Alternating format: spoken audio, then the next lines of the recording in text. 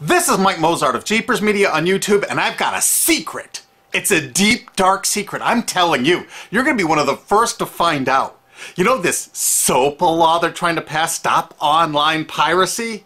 Well, guess what? The same people that are trying to get the law passed and have put up like $100 million in lobbying costs to get this law passed so they can control the internet are the same people that distributed the file sharing software. That's right. They're the ones that actually profited from the distribution of the software and taught people how to use it and then turned around and sued people like you for billions of dollars. They did. I'm not kidding. Just look up Joel Tenenbaum. They've sued him for hundreds of thousands of dollars. Poor college kid. They sue single moms for millions for downloading 24 songs. Hey, Google the name Jamie Rassett Thomas. Look at that. They sued and got $1.9 million judgment out of this single mom, and you are next with SOPA. They're going to sue you when SOPA passes. They want to make even a little bit of copyright infringement a felony online. If you do like a little karaoke song, or you have your wedding's first dance, you have a copyrighted song, they want to make you a felon and put you in jail and sue you for hundreds of thousands of dollars. They've done it before to little innocent kids. And you think, oh, I'm not in the United States, I'm fine. No, they're passing this law so they can send in the troops to arrest you and shut down websites in your country too. No kidding. Hey, if you don't believe me, look at this article. British student faces extradition to U.S. over copyright infringement. A 23-year-old British computer student faces possible extradition to the U.S. for linking to copyrighted content on his website. He didn't even post copyrighted material. The student, Richard O'Dwyer, was accused of copyright infringement after setting up a website, TV Shack, which had links to thousands of movies and TV shows, but did not host them. He just linked to them. But our government, under Obama, sent in the U.S. Department of Immigration. They're insisting that the U.K. ship him to the United States so we can put him in prison for 5 years. And what he did is not illegal in the U.K. But our government is insisting, and they may even storm England to get him, to bring him to justice here. They're going to use this to take over the internet and shut down sites like YouTube and Twitter and all your favorites so they can control it, so you have to watch their lame-ass, worthless TV shows. But you know what? I've got the secret to stopping it, and you're going to help me do it, right? Now, don't disappoint me. You got to do your part. Because once the lawmakers find out about this, I think they're going to stop that law. But if you're listening to those hearings, you know, it's all about online piracy, like downloading movies and TV shows and stuff like that. But who do you think, but come here, who do you think really caused all that piracy, huh? Was it all these kids? No. They needed the tools to do it. Who distributed those tools? Guess who? CBS Television? The CNET division of CBS had almost the exclusive distribution of things like LimeWire, Kazaa, Morpheus, BitTorrent, Azurius, Vooz. CNET, Download.com, and ZDNet are divisions of CBS Interactive, which is owned by CBS Viacom. CNET distributed these little widgets that you would click on those sites.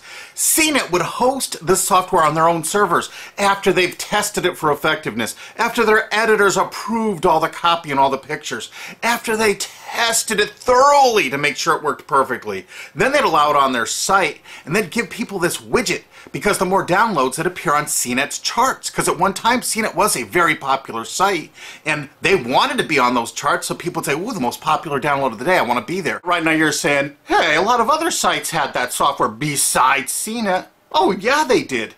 It was co-branded with CNET. That's right. They made deals where they would distribute their content on sites like AOL, MSNBC, ESPN, Disney'sGo.com. Hey, now it's time to wake up. These SOPA supporters, most of them distributed the file sharing software and taught people how to use it. But before I go on, I have to explain something. File sharing software is perfectly legal. However, under the MGM versus Grokster U.S. Supreme Court ruling, they held that one who distributes a device, you know, the file sharing software, with the object of promoting its use to infringe copyright, as shown by clear expression or other affirmative steps taken to foster infringement, is liable for the resulting acts of infringement by third parties. This is regardless of the device's non-infringing uses. In other words, you can distribute it, but you can't encourage anyone to use it to infringe copyright. And do you know what? CNET and CBS did just that thousands of times. Hey, you SOPA supporting music rights groups, listen up to this. Now here's one of those ESPN, Disney, CNET co-branded pages. And what do we see here? One of the MP3 Insider file sharing smackdown tests, something they commonly did for quite a few years. Why did they use Britney Spears and Beatles and known artists? Disney, you put it on your ESPN site for the better part of a decade? Encouraging people to download and copy copyrighted materials? Why did you do it, Disney? Why? It doesn't make any sense. But why would Disney even have their own branded piracy software, branded for Go.com, one of their portals? That's right, the Walt Disney Company that's plowing millions into getting SOPA passed has a ghost of file sharing past. Their own branded file sharing service to get free MP3s branded the Go Network. And they use Scour as one of their search engines, and what do you know? They were suing Scour at the exact same freaking time. They were suing it and using it to help people procure songs. Disney, I thought you supported SOPA. That's right, guys, Disney's one of the key supporters of SOPA. And enjoyed a decade-long distribution deal with CNET for all those downloads. Another one of the key supporters of SOPA, Warner. The Warner Corporation distributed this software through their AOL portal for years and made a bundle doing it. They distributed Kazaa, for God's sakes, BitTorrent. They did them all. AOL? Oh, no, you didn't, AOL, because you were part of Time Warner. They're leading the charge for SOPA. And did you know that the co-founder of CNET, Shelby Bonney, was actually on the board of directors and the chairman of the board of CNET and on the board of directors of Warner Music Group at the same time, distributing all this file sharing software while Warner was actually distributing this material through their AOL portal. It just doesn't make any sense. Why would they do that? Why would all of the entertainment companies, it seemed, distribute all this software and encourage people to use it to infringe copyrights when no one else was really distributing this software? And AT&T Broadband Online was in partnership with Comcast. What did they distribute? No, not Kazaa. Yep, that's right. They offered all the co-branded software downloads of CNET, including Kazaa, 281 million downloads. And don't forget that CNET had their own built-in search engine. That's right, it was used for finding MP3s. And to make it even easier, you didn't even have to leave CNET's site. Nope. They actually help you out by suggesting people like the Beatles or Beck's Loser song. That's right, CBS CNET's Search.com offered the easiest way to find free MP3s. Look at this, they even show you how to get Beck's song Loser, one of the ones that Joel Tenenbaum was sued over. And look, they had presets for YouTube, Britney Spears, and Madonna, and returned results like this that were a simple right-click away and downloaded right from CNET's own cozy little site, so you never had to leave. You can get music for Rush, Incubus, Lenny Kravitz, and more. They maintained this for years as a piracy system. And you simply just push find, and it returned embedded links that you would right-click on and download the songs directly from CNET. They made hundreds of millions of dollars doing this, guys. Hundreds of millions of dollars, while suing kids for using it exactly as they instructed. You got a lot of splaining to do, CBS. A lot of splaining. We can't wait for Discovery. NBC was a big investor in CNET. Bet you didn't know that. And Paul G. Allen from Microsoft, he was a big investor in CNET. And one of the biggest distributors of file sharing software co-branded with CNET with all the reviews was Microsoft, the MSN network, and the Microsoft website itself. Look at these examples. And they co-branded all of CNET's content, including those product reviews, using real songs to find out which was the most effective way to steal the music. Of course, real titles, real names, and they covered Grokster, Morpheus, Kazaa, BitTorrent, everyone. They used known copyrighted songs. They used known copyrighted material to test and show the effectiveness of this software. They left those reviews up for over a decade, linking directly to the software downloads. What do you think the intent was? Can you say inducement? And of course, LimeWire. LimeWire too? And Microsoft also distributed the content directly from Microsoft.com co-branded and made distribution deals for a profit with Kazaa. No way. Well, Microsoft themselves distributed BitTorrent right on their MSN site. They featured it, their proud investment. It's strange how the content licensing partners for BitTorrent just happen to be most of the people supporting SOPA. And they know it was used for piracy. The CNET writers admitted that it was the king of piracy online, that you could use it to procure copyrighted materials. They advertise that fact all the time in their editorial copy with hot links to go download it so you can get the material yourself. And let's not forget that CNET distributed all the DRM removal equipment. That's right, Download.com is a division of CNET. And what they did is they distributed DRM removal software for everything. Blu-ray, video games, just about everything. Now, book publishers are some of the biggest supporters of SOPA because there's a lot of piracy of ebooks going on online.